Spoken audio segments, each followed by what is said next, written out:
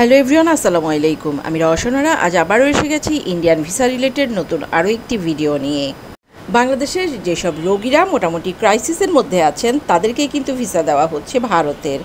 Medical visa বর্তমানে যাদের খুব বেশি দরকার তারাও কিন্তু অনেকেই সবসময় অভিযোগ করে আসছেন আমার রোগী খুব ক্রাইসিসের মধ্যে আছে বা আমার রোগী মারাত্মকভাবে অসুস্থ, বাট আমরা ভিসা পাইনি, অথবা আমাদের ভিসা কেন রিজেক্ট হচ্ছে।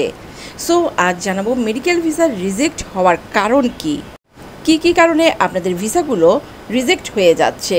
এর প্রথম কারণ হচ্ছে ফাইল প্রসেসিং করার সময় সব কিছু একুরেট থাকতে হবে। অ্যাট ফার্স্ট আপনি যখন অ্যাপ্লিকেশন করবেন তখন সুনির্দিষ্টভাবে আপনার যে রোগ সেটা উল্লেখ করতে হবে এবং আপনি বাংলাদেশে যে মেডিকেলে ট্রিটমেন্ট করেছেন সেটাও বেশ গুরুত্বপূর্ণ, নির্ভুলভাবে লিখতে হবে।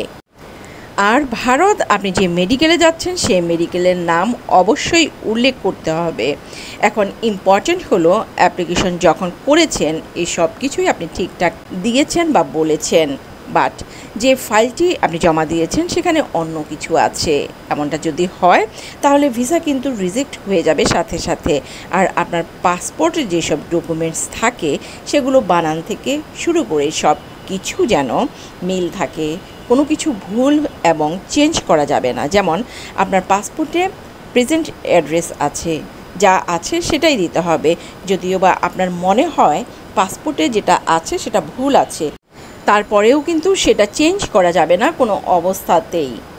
আর যদি আপনি সেটা চেঞ্জ করেন তাহলে ভিসা কিন্তু রিজেক্ট হয়ে যাবে।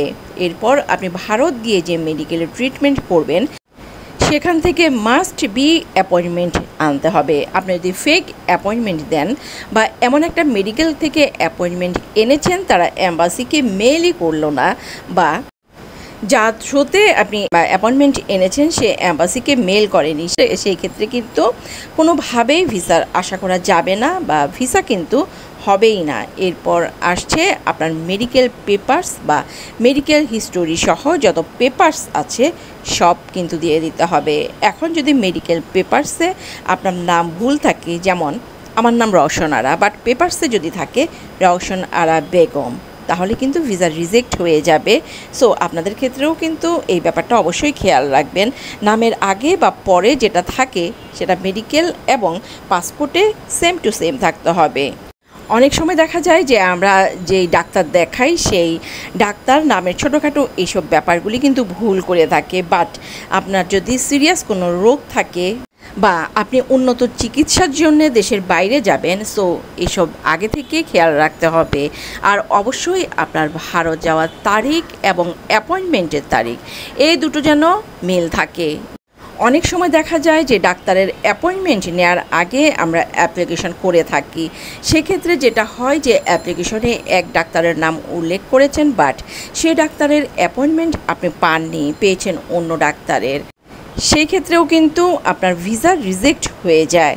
সো এই ব্যাপারগুলি আমরা সবাই মাথায় রাখবো এবং আমি যেই ব্যাপারগুলি বললাম সব কিছু যদি আপনি একুরেটলি দেন বা বুঝে শুনে করেন তাহলে কিন্তু আপনার মেডিকেল ভিসা কোনো অবস্থাতেই রিজেক্ট হবে না। ভালো থাকবেন সবাই, আল্লাহ হাফেজ।